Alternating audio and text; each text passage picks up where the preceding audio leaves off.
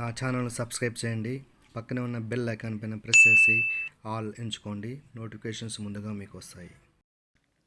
దివికెగసిన గాన గాంధర్వుడు శ్రీ ఎస్పి బాలసుబ్రహ్మణ్యం గారు ఇక లేరు.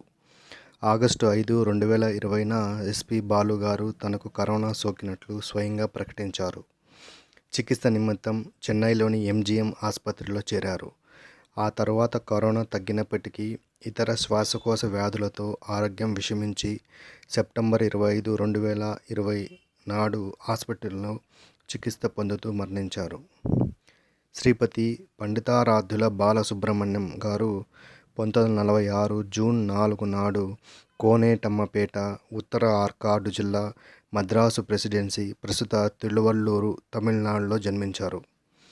ఈయనకి భార్య సావిత్రి, చరణ్, పల్లవి పిల్లలు కలరు. శ్రీ శ్రీ శ్రీ మర్యాద రామన్న చిత్రములో సినీ గాయకుడిగా ఆయన ప్రస్థానం మొదలైంది. భారతీయ భాషల్లో దాదాపుగా 40,000కు పైగా పాటలు పాడారు. సుమారు 80కి పైగా చిత్రాలలో కూడా నటించారు. ఆయనకు 2001లో పద్మశ్రీ, 2011లో పద్మభూషణ్ అవార్డ్స్ లభించాయి.